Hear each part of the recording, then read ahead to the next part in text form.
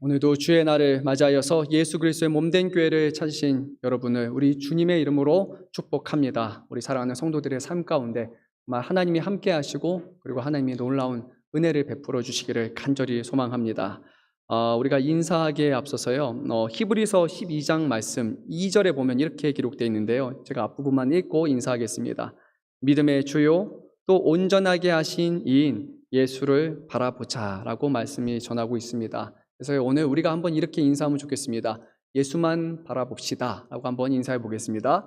예수만 바라봅시다. 예수만 바라봅시다. 예수만 바라봅시다.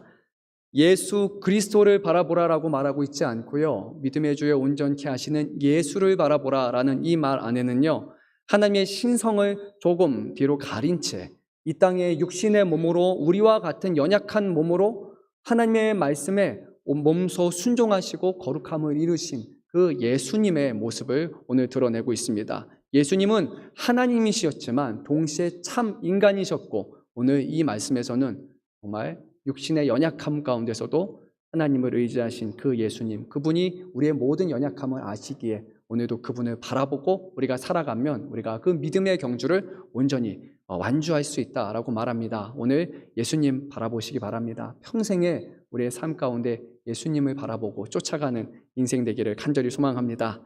얼마 전에 저에게 카카오톡으로 알림톡이 하나 왔습니다. 이런 내용이에요.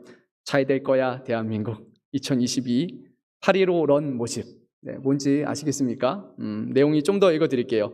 나라의 빛을 찾은 광복절의 의미와 우리의 오늘을 지켜주신 독립유공자에 대한 감사함을 되새기는 기부 마라톤, 이석 후원자님 2021년 8.15 런의 러너가 되어주세요 라고 이렇게 톡이 왔어요.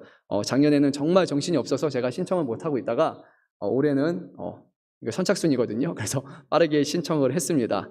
총 3,500명을 모집을 합니다. 제가 이게 후원하는 헤비탓에서 하는 건데요.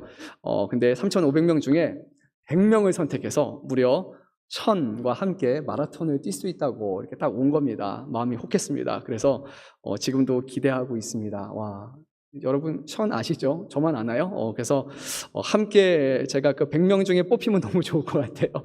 그래서 혹시라도 제가 뽑히면 인증샷을 꼭 남기도록 하겠습니다. 태극기 휘날리면서 한번 우리 광복의 기쁨과 또 우리 교회도 독립유공자분이 계시잖아요. 나라를 위해서 수고하신 분들, 정말 그분의 감사함을 되새기고 또 이곳에서 후원한 금액을 모아서 그분들과 후손들을 위해 집을 지어주는 일을 하는데요. 저도 거기에 동참할 수 있다는 것이 참 은혜라고 하긴 뭐하고 참 감사하다라는 생각을 했습니다.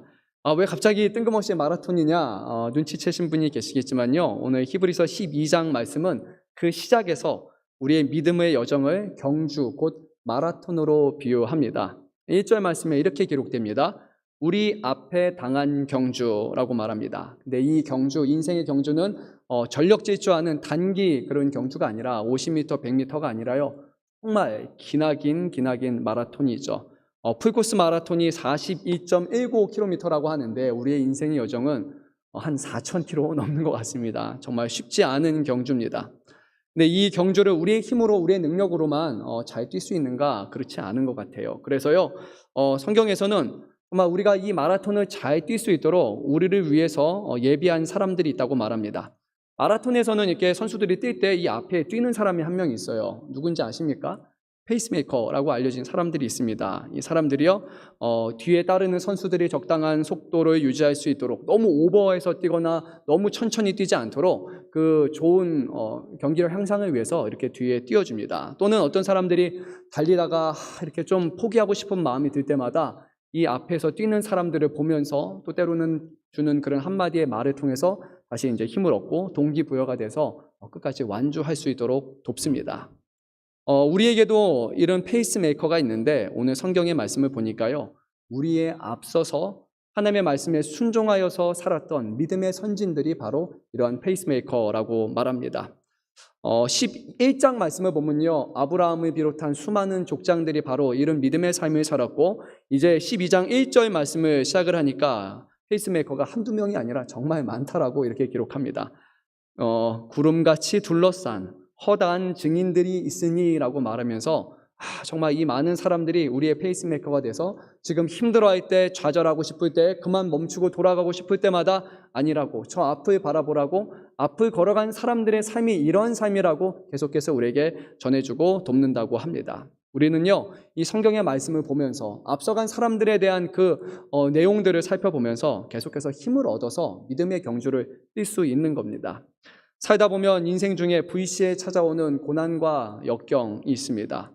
어떻게 이 어려움들을 이겨내야 될까? 그냥 세상의 방식으로, 우리가 아는 흔한 방식으로 살아가는 것이 아니라 이 삶을, 이 어려움들을 믿음으로, 하나님의 말씀으로 극복한 사람들의 그 신앙의 이야기를 우리가 보면서 또 그 말씀을 살펴보면서 우리는 하나님을 끝까지 신뢰하고 또 우리의 믿음을 굳건케 하여서 경주에서 이탈하지 않고 달릴 수 있는 겁니다. 말씀을 보면서 우리는 삶의 지혜를 배울 수 있고요. 그리고 고난 중에서도 하나님을 찬양하는 법을 배우게 되고요. 절망 가운데서도 우리의 기도에 응답하실 하나님을 기대하면서 우리는 기도로 하나님 앞에 나아갈 수 있습니다. 결국 우리를 위해서 예비하신 하나님의 놀라우신 은혜라고 우리는 말할 수밖에 없습니다. 그런데요, 이 모든 페이스메이커, 수많은 구름 같은 페이스메이커가 있지만 이들 사이에 독보적으로 앞서가신 분이 한 분 있습니다. 분이라고 하니까 이미 답이 나왔죠. 누구일까요? 바로 예수님이라고 성경은 말합니다. 예수님은 우리의 믿음의 선구자이시고 뿐만 아니라 우리의 믿음의 완성자이십니다. 즉 우리의 믿음의 가장 완전한 모범이시고 믿음의 정석이라고 말하는 것, 그것이 바로 우리 예수님께서 이 땅에서 보이신 것이기 때문에 우리는 그분을 바라본다면 실패 없이 이 믿음의 경주를, 믿음의 마라톤을 완주할 수 있다라고 성경은 그렇게 우리에게 전하고 있습니다. 그런데요, 마라톤을 이렇게 경주를 해보신 분은 알겠지만 이 경주할 때 다치면 안 되니까 바닥을 되게 잘 이렇게 가다듬어 놓습니다. 그리고 혹시라도 차량이 와서 이렇게 부딪히지 않도록 이렇게 선도 만들어 놓고 지켜보는 사람들도 있고 경찰들이 와서 이렇게 다 돕습니다. 그러니까 마라톤 경주는 이렇게 잘 짜여진 코스 안에서 우리가 뛰는 경주예요. 그런데 우리의 인생이라는 코스는 전혀 다릅니다. 잘 포장되고 주기적으로 관리가 되는 그런 코스가 결코 아니에요. 뛰다 보면 갑자기 어디서 돌이 튀어나오고요, 자갈이 있고요, 그리고 빠져서 이렇게 넘어질 수도 있고요, 물이 고이기도 합니다. 갑작스럽게 비바람이 불어닥치기도 하고 큰 풍랑이 찾아오고 때로는 그 앞에 안개가 짙게 들여서 어떻게 뛰어야 되지? 어디로 가야 될지 우리는 방향을, 갈피를 잡지 못하는 그런 인생의 경주입니다. 1세기 성도들도 이런 고통 가운데 신음하고 있었고요. 뿐만 아니라 지금 이 땅에 살아가고 있는 21세기 우리들 또한 이 믿음의 경주를 뛰어가는 도중에 많은 고난과 어려움 속에서 우리는 신음할 수밖에 없습니다. 이런 생각이 들 겁니다. 하나님이 우리를 사랑하신다면 우리가 믿음의 경주를 잘 완주할 수 있도록 하나님은 우리에게 좋은 길로 예비하여 주셔야 되는 것이 아닙니까? 길을 잘 다듬어 주시고 우리가 쉽게 뛸 수 있도록 빠른 길로 잘 완주할 수 있도록 도우셔야 되는 것 아닙니까? 우리는 그렇게 생각할 수 있어요. 하나님, 왜 그런데 우리의 인생은 왜 이렇게 험난합니까? 예수 믿기 전보다 예수 믿은 후가 더 힘든 것 같습니다. 왜 수많은 예측할 수 없는 일들이 계속 우리에게 발생하고 우리를 괴롭게 합니까? 정말 하나님이 살아계신다면 왜 우리가 이런 고난과 역경을 겪어야 합니까? 우리는 그런 생각을 할 수밖에 없습니다. 분명 하나님께서는 감당할 수 있는 시험만 해주신다고 말씀하셨는데 어떤 시험은요, 정말 숨이 턱턱 막히고요, 이걸 어떻게 해? 라고 진짜 허탈한 웃음밖에 나오지 않는 그런 시험, 과감히 포기하고 싶은 그런 시험들이 우리에게 한 번, 두 번도 아니라 우리의 인생에 거쳐서 계속해서 발생을 합니다. 갑작스러운 건강 문제가 발생하기로 시작하고요, 좀 해결했더니 금전적인 문제가 우리에게 또 발생을 하고요, 좀 그것도 잘 무마하고 해결했더니 사람의 관계가 갑자기 틀어져서 막 순환당하고 고난당하고 막 이상한 일들이 벌어지기 시작합니다. 그것도 어찌됐건 잘 해결하고 났더니 전혀 생각지도 않게 자녀의 문제가 또 그 안에 등장하게 됩니다. 그 이외에도 수많은 문제들이 정말 끊임없이 불어닥치고 사고가 끊이지 않는 인생, 그것이 바로 우리 인간의 인생이라고 말할 수밖에 없습니다. 왜 이런 일들이 발생합니까? 우리 하나님의 자녀잖아요. 우리 하나님 믿는 사람들이잖아요. 주님의 축복 가운데 거하는 사람들이잖아요. 왜 이런 어려움들을 우리에게 계속해서 허락하십니까?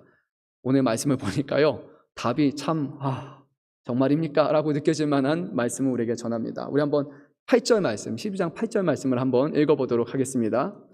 징계는 다 받는 것이거늘 너희에게 없으면 사생자요 친아들이 아니니라.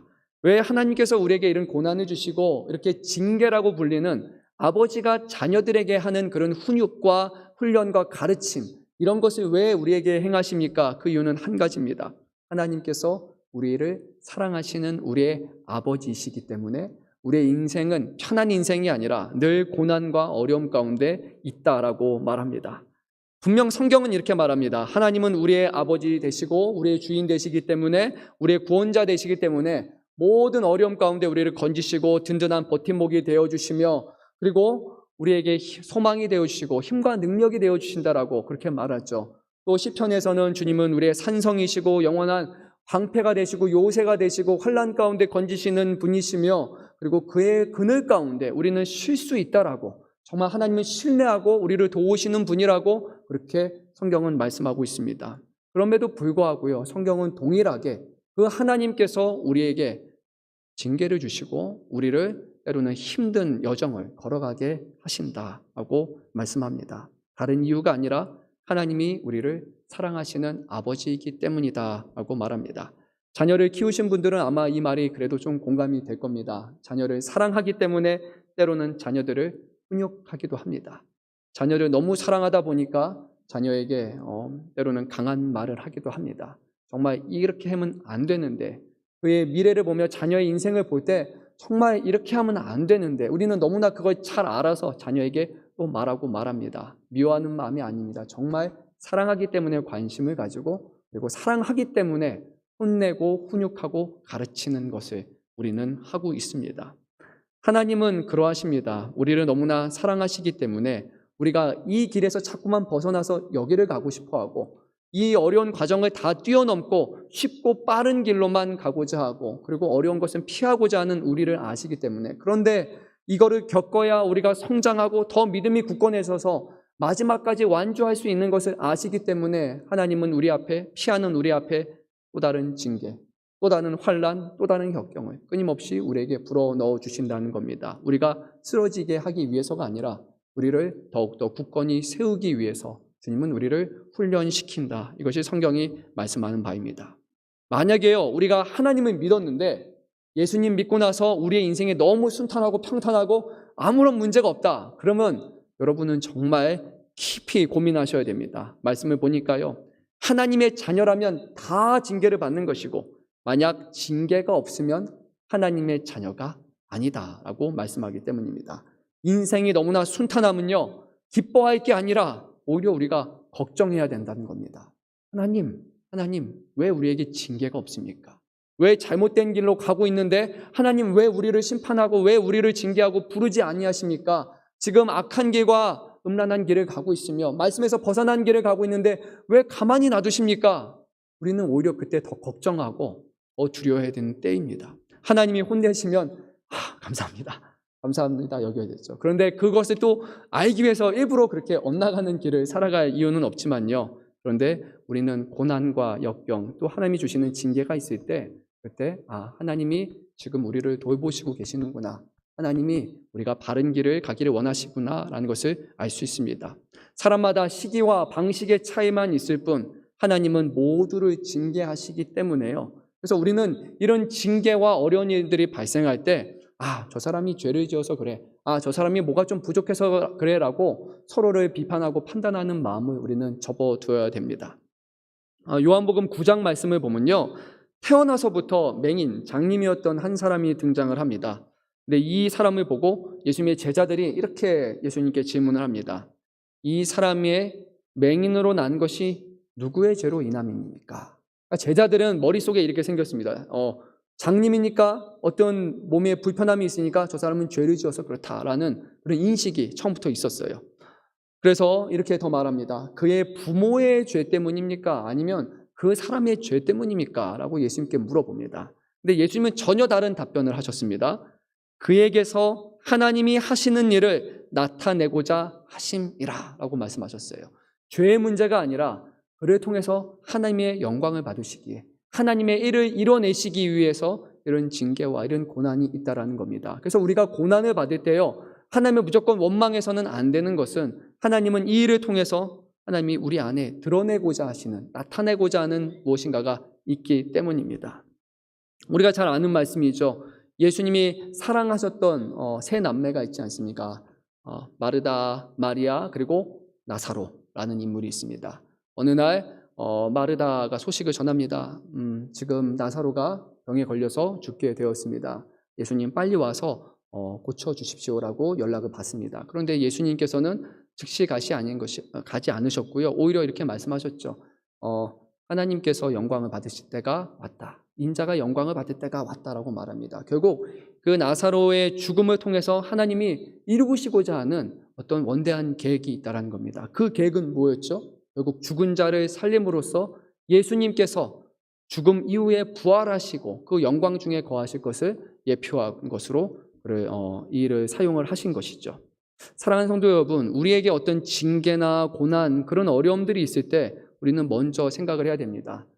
이것을 통해 하나님이 무엇을 이루고자 하십니까? 그냥 힘겹게 그냥 아웅바둥하면서 그냥 이겨내는 것, 그것이 정말 이 고난과 이 모든 징계의 의미입니까? 아니면 하나님, 정말 하나님은 나를 통해서 어떠한 놀라운 일들을 일어나가기를 원하십니까? 우리가 그것을 놓고 주님의 뜻을 구해야 됩니다. 하지만요, 모든 어려움들이 다 하나님이 주시는 징계는 아니에요. 하나님이 하시는 일을 나타내고자 할 때 이것이 징계입니다. 내가 완전히 아까운 잘못을 했는데 하나님 왜 나에게 고난을 주십니까? 이건 아니에요. 악한 길을 걸어와서 왜 나에게 고난입니까? 그것이 아닙니다. 하나님이 좋은 길을 우리가 온전히 살아가는데도 불구하고 그런 어려움을 주실 때 우리는 이것이 하나님의 징계라고 생각할 수 있습니다. 사랑하는 성도 여러분, 혹시 받은 징계가 있으십니까? 우리의 인생을 되돌아보면 하나님으로 인해서 하나님을 믿고 따르기 위해서 우리가 겪었던 어려움들이 있습니까? 예라고 우리가 말할 수 있다면 여러분들은 하나님의 사랑받는 자녀입니다. 그래서 오히려 기뻐하시기를 바랍니다. 히브리서 12장 10절 말씀을 보면요, 우리가 어떤 것이 징계인지를 이것을 보고 알 수 있다라고 말씀합니다. 첫째는요, 징계를 통해서 우리에게 주는 유익이 반드시 있다라고 말합니다. 우리의 유익을 위한 거예요. 저와 여러분의 유익입니다. 하나님의 유익이 아니에요. 먼저는 저와 여러분의 유익을 위한 것이다. 그리고 두 번째는요, 그 주어지는 유익이 어떤 유익이냐? 바로 우리가 하나님의 거룩함에 참여하게 되는 것, 그것이 우리에게 주시는 유익이다라고 말합니다. 다시 말씀드릴게요. 하나님은 우리에게 징계를 주시는데 그 이유는 우리의 유익을 위해서고 우리가 하나님의 거룩함에 더욱 참여하기 위해서 우리에게 이런 징계를 주신다고 말합니다. 거룩이 무엇일까요? 거룩은 성경에서 여러 가지 의미로 계속해서 묘사가 되는데요. 먼저는 하나님의 소유가 되는 겁니다. 세상에서 하나님 앞에 불러내음 받아서 하나님의 것이 되는 거예요. 그리고요, 죄악과 부정함에서 철저히 분리가 되어서요, 이제는 거룩하신 하나님의 접붙임 되는 거예요. 하나님은 거룩하시기 때문에 우리가 하나님의 소유가 되고 하나님 앞에 붙어있기 위해서는 모든 악한 것과 더러운 것에서 완전히 단절되어서 하나님 곁에 붙어 있어야 되는 거예요. 그러하기 위해서 하나님의 말씀의 법으로 살아가는 것, 이것이 바로 거룩함입니다. 거룩함은 바로 하나님의 성품이고 그리고 하나님의 성품으로 우리가 하나 되는 것을 의미합니다. 그래서요, 쉬운 징계는 없어요. 쉬운 징계는 없어요. 거룩을 이루기 위한 것이기 때문이에요. 우리의 중심축은요, 기본적으로 나를 중심으로 해서 모든 것이 이루어지잖아요. 그런데요, 거룩함이란 내 중심에서 하나님 중심으로 완전히 옮겨가는 거예요. 축이 이쪽입니다. 주님 곁에서 주님의 생각으로 주님의 말씀으로 모든 것을 바라보고 살아가는 겁니다. 그래서요, 정말 엄청난 대격변이라고 말할 수 있을 거예요. 그런데 그렇게 징계를 당하고 그렇게 살아가는 도중에 주님께서 반드시 우리에게 하나님의 거룩하심을 우리 안에 이루어주시는 그런 놀라운 유익을 주신다고 말씀합니다. 징계를 통해서 우리가 하나님을 더 신뢰할 수 있도록 도와주시고요, 징계를 통해서 우리가 더 하나님의 음성에 귀를 기울일 수 있도록 도와주십니다. 그전에는 내 힘과 내 생각으로 살려고 했다가 고난을 정말 당한 후에야 안 되는구나, 정말 하나님 앞에 무릎 꿇고 기도하고 매달릴 수밖에 없습니다. 하나님은 이 모든 것을 통해 우리를 징계하시고 거룩함을 이루어주십니다. 혹시 평탄하고 순탄한 인생을 살기 원하시는 분 계십니까? 그것은요, 나는 하나님과 무관한 삶을 살고 싶습니다. 라는 그런 고백입니다. 무서운 고백이죠. 그렇죠? 하나님과 동행하며 산다라는 것은 우리가 고난을 자처하는 것입니다. 예수님을 쫓아가는 것입니다. 그런 어려운 길입니다. 하지만 우리가 그 길을 걸어가는 이유는 그 고난 끝에 우리에게 있을 영광이 약속되어 있기 때문에, 그리고 그 영광은 이 세상의 모든 것과 가히 비교할 수 없는 하나님의 것을 우리에게 주시는 것이기 때문에 우리는 그것을 기대하며 살아갈 수 있습니다. 우리 믿으면서, 예수 믿으면서 살다 보면 인생에 수많은 굴곡들이 있어요. 막 엎치락 뒤치락 하면서 살아갑니다. 저는 이 굴곡을 이렇게 생각합니다. 우리가 하나님의 징계를 받아서 하나님 곁에 접붙어 있는 시간이라고 생각을 합니다.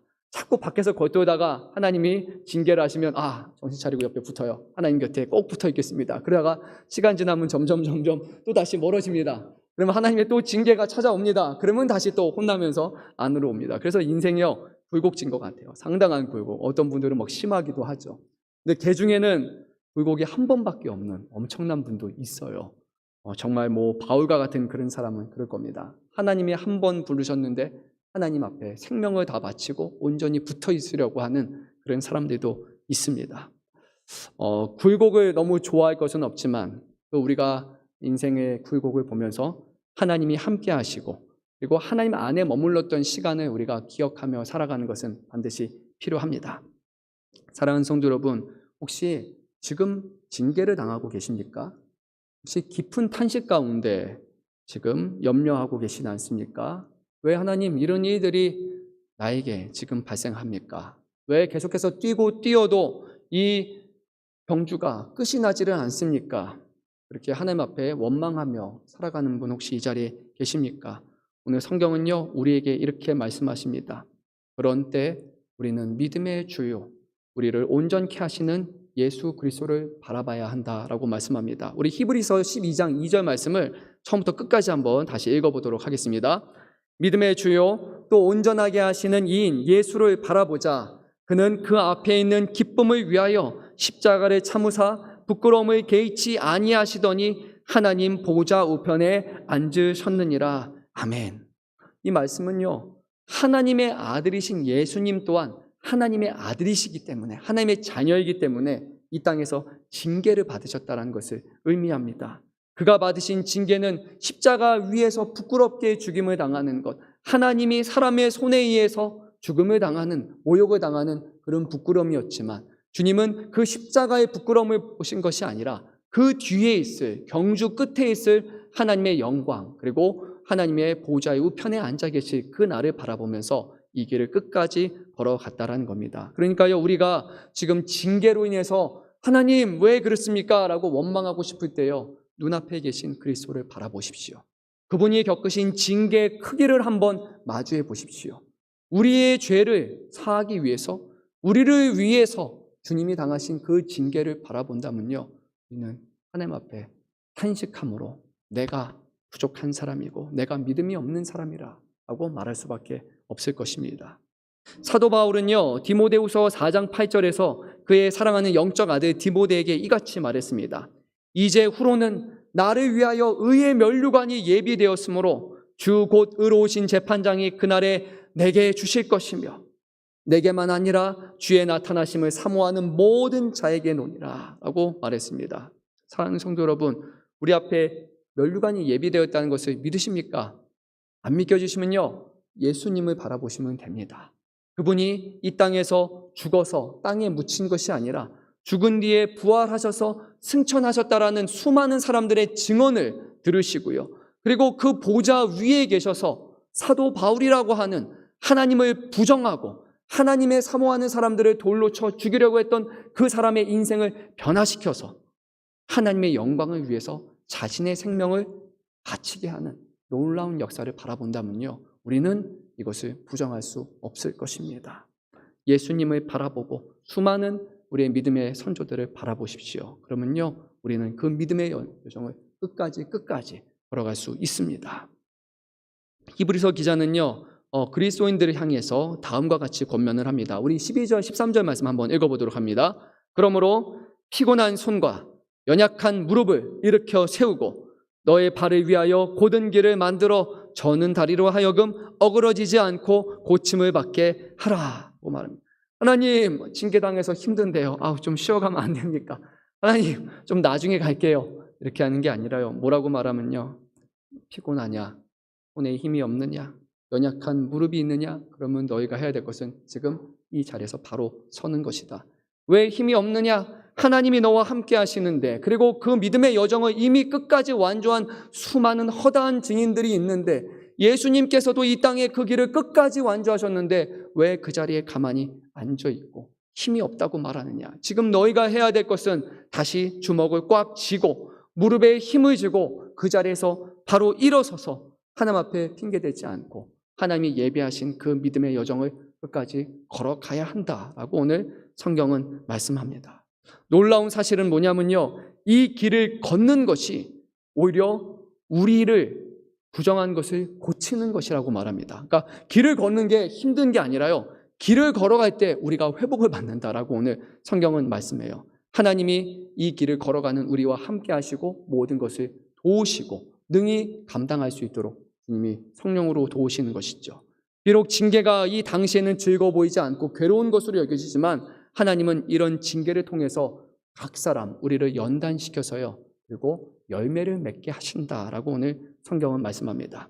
징계의 목적은요, 그냥 우리가 혼자 열매를 맺어서 우리 혼자 먹는 것이 결코 아니에요. 오늘 이어지는 말씀을 보면요, 이 열매는 우리 교회 안에, 공동체 안에 서로가 나눠야 돼, 그런 열매라고 말씀하고 있습니다.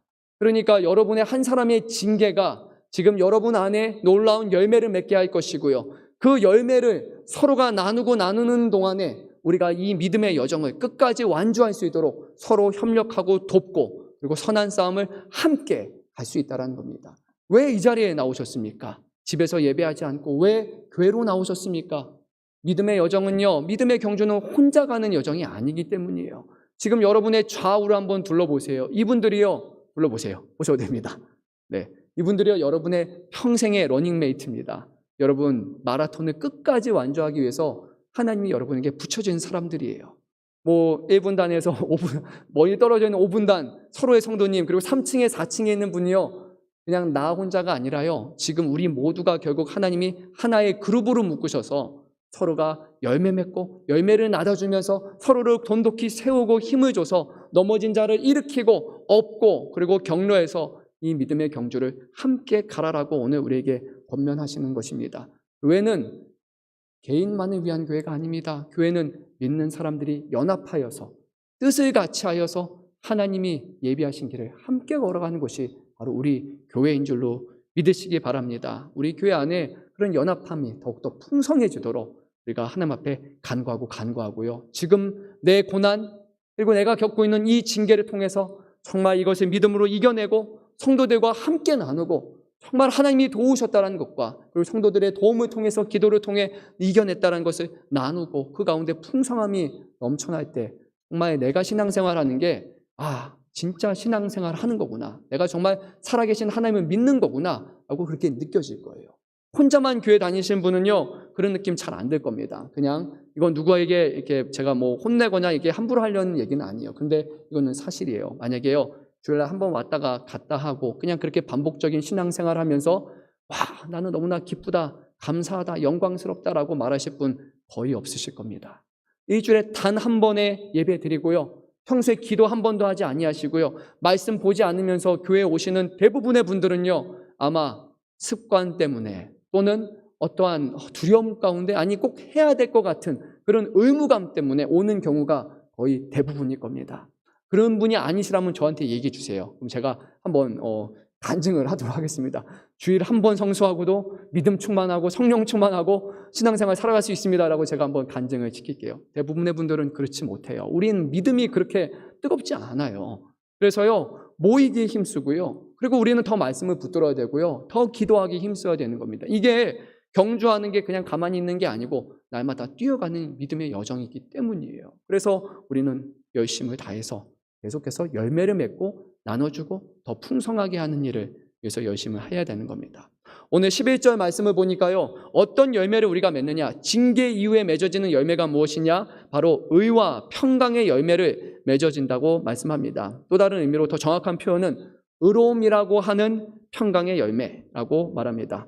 그것도 말이 좀 헷갈리네요. 우리는 의로운 열매를 맺게 될 것인데 이 의로운 열매야말로 우리 안에 진정한 평강을 가져다 줄 것이다. 이것이 아마 가장 적절한 표현일 것 같습니다.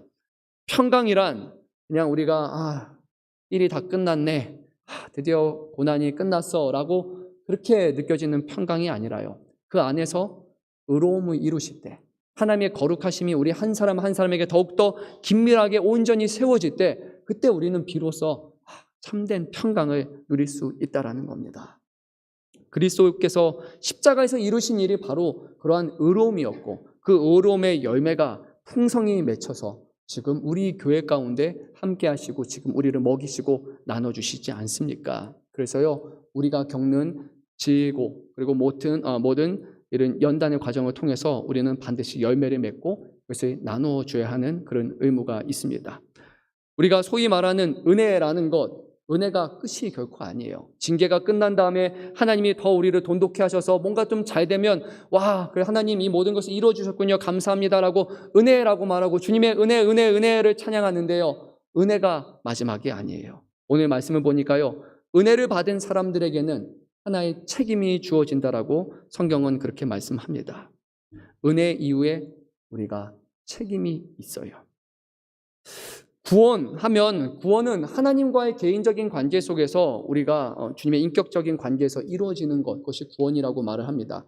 하지만요, 구원은 반드시 공동체적인 성격을 띠고 있어요. 나 구원받고 끝나는 것이 아니라요, 나로 시작을 해서 우리 가정, 그리고 우리 가문이 될 것이고 우리 이웃이 될 것이고 그리고 온 열방으로 점점 확장되는 성격이 있습니다. 그래서 사도행전 16장 31절에서요, 너만 구원받는 것이라고 말하지 않고요, 너와 내 집이 구원을 받는다라고 성경은 분명히 말씀하고 있어요. 이스라엘의 모세만 구원받는 것이 아니라요, 모세를 통해서 결국에 온 이스라엘이 하나님의 백성이 되는 것이 구원이에요. 구원은요, 지금 이 교회에 있는 내가 구원받는 것이 끝나는 것이 아니라요, 나를 비롯한 이 자리에 있는 모든 사람들이 언약의 백성이 되고 하나님의 약속 가운데 거하는 것, 그것이 진정한 구원이에요. 구원은 공동체적인 의미를 갖고 있습니다. 그래서요, 주님은 우리에게 이런 어려움을 주시고 은혜를 베푸셔서 우리에게 책임을 다하여서 공동체를 세워나가도록 도와주십니다. 우리 본문의 14절부터 16절 말씀을 한번 읽어보도록 하겠습니다. 14절부터 16절 말씀입니다. 모든 사람과 더불어 화평함과 거룩함을 따르라. 이것이 없이는 아무도 주를 보지 못하리라. 너희는 하나님의 은혜에 이르지 못하는 자가 없도록 하고 또 쓴뿌리가 나서 괴롭게 하여 많은 사람이 이로 말미암아 더럽게 되지 않게 하며 음행하는 자와 혹 한 그릇 음식을 위하여 장자의 명분을 판 에서와 같이 망령짠 자가 없도록 살피라 라고 말합니다. 바로 이 14절에서 16절의 말씀이 책임이라는 부분이에요. 오늘 말씀의 제목이요, 설교의 제목이 은혜와 책임이고 은혜 받은 자가 해야 될 책임이 분명히 있다라는 겁니다. 14절부터 16절은요, 문법적으로는 한 문장으로 이어집니다. 그리고 이곳에서는 해야 할 것과 해서는 안 될 것을 지금 하나하나 나열하고 있습니다. 무엇을 해야 합니까? 우리가 해야 될 책임이 무엇입니까? 모든 사람과 더불어 화평함과 거룩함을 따르라 라고 말합니다. 특정한 사람이 아니라요, 모든 사람과 더불어 라고 말하고 있습니다. 여기서 여기, 여기서 여기, 우리 교회 하나로 맺어진 모든 사람이 결국 다 화평을 이루어야 하는 것입니다. 그리고 그 안에 거룩함을 이루어야 되는 겁니다. 해서는 안 되는 것이 무엇입니까? 하나님의 은혜에 이르지 못하는 자가 있다면 그 사람을 가만히 방치해서는 안 된다. 쓴뿌리가 나서 괴롭게 하는 사람이 있다면 방치해둬서는 안 된다. 그리고 하나님의 우리에게 주신 놀라운 약속을 세상의 것과 맞바꾸는 그런 망령된 사람이 있다면 가만히 나서는 안 된다라고 말하고 있어요. 이것은 우리 모두에게 주어진 책임이라는 겁니다. 서로가 서로를 두루 살펴서 해야 할 것을 하고 하지 말아야 할 것을 하지 않도록 권면하고 돕고 함께 갈 때 우리는 비로소 교회 그리고 공동체라고 부를 수 있는 겁니다. 사랑하는 성도 여러분, 우리가 한 교회, 한 믿음의 공동체 안에서 하나님을 섬기는 것은요, 저와 여러분 각 사람을 사용하셔서 서로를 돕게 하기 위함입니다. 이 말은요, 어떤 특별한 사람만 이런 능력을 할 수 있는 것이 결코 아니라요, 우리 모두 각 사람에게 주신 달란트가 있다라는 것을 의미합니다. 사도 바울의 용어를 빌어서 말하면요, 각 사람에게 주신 은사가 다 다양하게 있다라는 거예요. 고린도전서 12장 8절에서 11절 말씀에서 사도 바울은 이렇게 말합니다. 어떤 사람은 지혜의 말을, 어떤 사람은 지식의 말을, 어떤 사람은 믿음을, 또는 병 고치는 은사를, 능력 행함과 예언과 영을 분별함과 각종 방언 말함과 통역을 주시되라고 말합니다. 각 사람이 가진 게 다 달라요. 이 모든 것 다 가진 사람은 없고요, 이 사람이 저거 가지고 이 사람에겐 이 은사 주시고요, 사랑도 주시고 믿음도 주시고요, 어떤 찬양의 은사도 주시고요, 지혜의 은사도 주시고요, 각 사람에게 주신 은사와 달란트가 다 다른 것이고요, 이것은 한 성령께서 한 교회에게 주신 거예요. 개인에게 주신 것이 결코 아니에요. 고린도전서에서는 개인에게 주시는 은사라고 말하지 않아요. 교회를 세우기 위해서 주시는 은사예요. 그래서 제가 여러분 중에 찬양 잘하잖아요, 나의 목소리 뽐내라고 주신 거 아니에요. 이거는요, 하나님을 찬양해서 정말 우리 교회를 이롭게 하기 위해 주시는 거예요. 그리고 사랑이 넘치는 분이 있잖아요. 이 사랑이요, 교회를 세우라고 주님이 주신 거예요. 각 사람에게 주신 은사는 정말 다 달라요. 어떤 사람은 5달란트를 가진 사람도 있을 거예요. 어떤 사람은 2달란트를 가지고, 어떤 사람은 1달란트만을 가진 사람들도 있을 거예요. 그런데 하나님은 5달란트 가진 사람에게 몇 개를 요구하십니까? 5개예요. 2개 받은 사람에게 2개를 요구하시고, 동일한 주신 것으로만 우리에게 요구를 하시는 겁니다. 문제는 5개를 주셨는데 1개만 감당한다면 잘했다가 아니라 하나님은 아마 악한 종이라고 내쫓을 거예요. 예수님이 부활하신 다음에 나중에 제자들을 다시 만났습니다. 그때 베드로하고 아주 좋은 말씀을 나누셨죠. 거기서 내가 나를 사랑하느냐, 내가 나를 사랑하냐, 그 말씀을 하신 다음에요, 이제 다시 떠나실 것을 말씀하셨을 때 베드로가 이랬어요. 그래서 예수님이 이제 앞으로 베드로가 어떤 죽음을 당할 것, 고난을 당할 것에 대해서 말씀하신 다음에 베드로가 갑자기 옆을 보면서 쟤는요? 라고 말해요. 그러면 요한은 어떻게 됩니까? 라고 물어봐요. 그러니까 예수님이 걔는 걔 일이고 상관할 바가 없고 너는 네 일 알아서 해라 라고 말씀하셨어요. 그러니까 우리가요, 나에게 주신 달란트, 나에게 주신 사명에 관심을 가져야 되지, 아니 저 사람은 왜 저럽니까? 왜 저 사람은 저럽니까? 라고 그렇게 우리가 서로 비판하고 책망할 것이 아니라는 거예요. 교회 안에는요, 정말 5달란트가 아니라 10달란트 가진 사람도 있는 것 같아요. 하는 거 보면 너무 잘해요. 근데 그 사람으로 하여금 1달란트 가진 사람에게 너 왜 이거밖에 안 돼? 왜 너 이렇게밖에 안 돼라고 책망하는 것은 결국 이 베드로와 그리고 요한의 이야기와 같은 겁니다. 교회 안에 모든 사람이 다 믿음이 충만하고 모든 사람이 다 능력이 있고요, 모든 사람들이 다 일 잘하는 거 아니에요. 정말 일주일에 한 번 예배 드리러 오는 것도 간신히 힘겹게 오는 분도 많고요, 정말 기도를 하고 싶어도 기도가 안 되는 사람도 많고요, 봉사를 하고 섬기고 싶은데도 그게 아무리 해도 뭐 해야 될지 어떻게 해야 될지 몰라서 잘 못하는 사람도 너무 많아요. 다 좋은 사람, 다 대단한 사람이 아닙니다. 우리 처음 예수님 만날 때 시간 한번 생각해 보세요. 지금 우리가 교회 안에서 오래 다녀서 어떤 직분도 많고 뭔가 하고 있는 게 있지만요, 처음 예수님 만날 때는요, 정말 형편없고 볼품없는 사람이었어요. 특히 저요. 나중에 1부 때도 말씀드렸지만요, 아마 제가 죽기 전쯤에 사역 그만두고 나서 아마 회고록을 한번 써볼 텐데요, 지금은 못 씁니다. 너무 죄가 많아서요. 근데 그때 나중에 쓰면요, 와, 정말 이성 목사 참 대단하다, 저런 사람이었구나. 그리고 또 한 가지 여러분이 느낄 거예요. 정말 하나님은 대단하시다, 저런 사람도 하나님이 쓰시는구나 라고 할 거예요. 아마 많은 사람들이 그렇지 않을까요? 우리가 믿음이 있다고 말하지만 믿음이 없어요. 정말 부족한 사람들이에요. 하나님께서 근데 그런 우리들을 징계하시고 훈련하시고 고치시고 계속해서 하나님의 일들을 이뤄가시는 거예요. 그래서 우리 교회에서는요, 어떤 일들을 해냐면 다른 사람의 연약함, 그리고 다른 사람의 부족함, 하지 못하는 것을 비판하고 책망할 것이 아니라요, 정말 할 수 있는 믿음 주시고 능력 주신 사람이 다가가서 섬기고 일으키고 베푸는 일을 하는 거예요. 그래서 손을 붙잡고 지금 힘이 없어서 무릎에 힘이 없고 손에 힘이 없는 사람을 붙들고 힘을 주고 일어나서 함께 경주를 완주할 수 있도록 돕는 일, 그것을 우리 모두가 해야 하는 것입니다. 잘 생각해 보세요. 하나님이 저와 여러분에게 주시는 은사가 분명히 있어요. 뭐를 해야 될까 쭈삣쭈삣하게 여기실 거 없습니다. 마음이 있다면요, 행하시면 되는 겁니다. 뭐를 해야 될지 모릅니까? 그러면 이것저것 한번 도전해 보세요. 찬양을 하고 싶은데 노래를 못 불러요. 찬양의 마음만 있으면 찬양할 수 있잖아요. 그리고 나는 다른 것은 못하지만 교회를 위해서, 성도를 위해서, 연약한 성도를 위해서 기도를 한번 해보고 싶습니다 하고 해서 기도의 자리를 채울 수도 있을 거예요. 정말 우리가 교회 소식을 듣는 중에 어려움 가운데 있는 사람들에게 정말 베풀 수 있는 그런 마음을 주셨다면 베푸는 사람이 되면 되는 거고요. 그리고 위로의 마음을 주셨다면 위로하는 사람이 되는 겁니다. 하지만 한 가지는 해서는 안 돼요. 나 혼자 예수님 믿는 신앙생활 하지 마십시오. 교회는 그런 곳이 아닙니다. 서로가 하나 되어 서로를 돕는 곳입니다. 오늘 말씀 정확하게 말씀하셨습니다.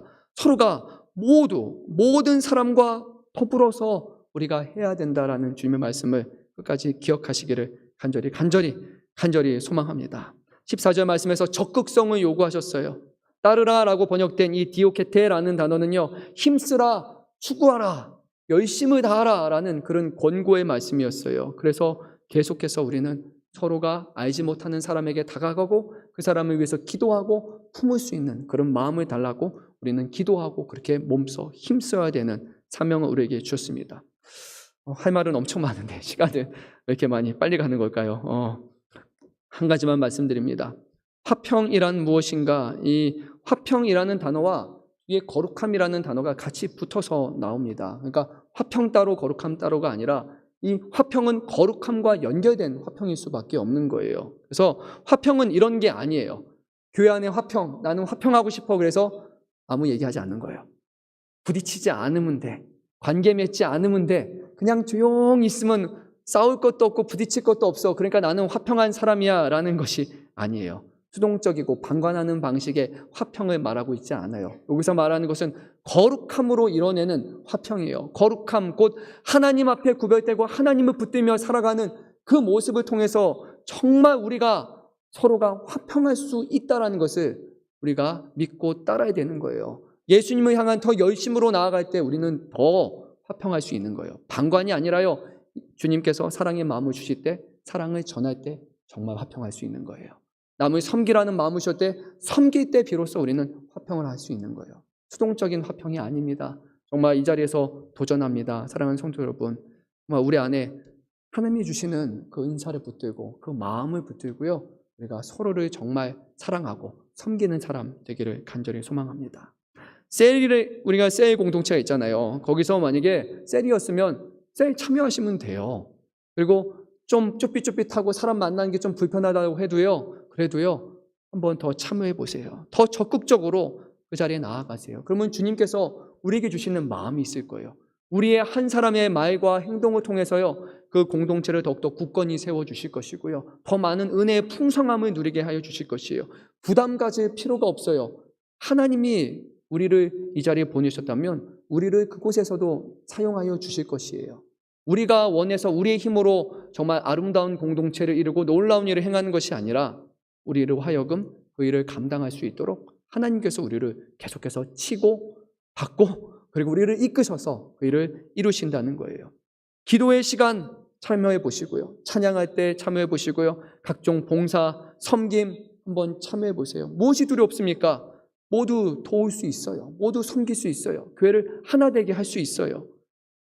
말씀드렸지 않습니까? 한 사람이 달리는 경주가 아니라, 뛰어난 사람들만 달리는 경주가 아니라, 이 경주는 교회가 하나 되어서 함께 뛰는 그룹의 마라톤이라는 것을 기억하시고요, 서로 붙잡고요, 넘어진 사람이 일어났을 때 나중에 그 사람이 더 힘을 받아서 나중에 나를 끌어줄 수도 있다는 것을 생각하시고요, 그렇게 믿음의 여정을 걸어가면 좋을 것 같습니다. 모든 사람과 더불어 화평함과 거룩함을 우리는 추구해야 합니다. 네, 한번 마지막으로 우리 스스로에게 질문하면 좋을 것 같습니다. 과연 우리가 교회 안에서 어떤 책임을 다하고 있는지 한번 돌아보면 좋을 것 같습니다. 솔직하게 말해서요, 이렇게 한번 질문해 볼게요.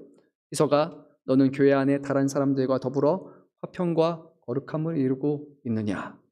제 이름 부르지 마시고 여러분의 이름을 부르면서 한번 질문해 보세요. 누구누구야 교회 안에서 모든 사람과 더불어 화평함과 거룩함을 이루고 있느냐? 교회 안에서 그냥 다양한 사람들과 그냥 잘 지내는 것, 그냥 한 번씩 인사하고 그렇게 하는 것이 아니라, 혼자 그냥 믿음 생활하는 그런 화평이 아니라, 하나님의 징계로 인해서 힘겨워하는 사람이 있다면 하나님의 말씀에서 벗어난 사람이 있다면, 신음하는 사람이 있다면, 믿음의 공동체에서 이탈하고자 하는 사람이 있다면, 이미 이탈해 있는 사람이 있다면 그들을 끝까지 다가가서 사랑과 인내함으로써 정말 그들을 하나로 불러 모으는 일에 얼마나 너희가 열심을 다해서 책임을 감당하고 있느냐, 오늘 주님은 우리에게 물으실 거예요.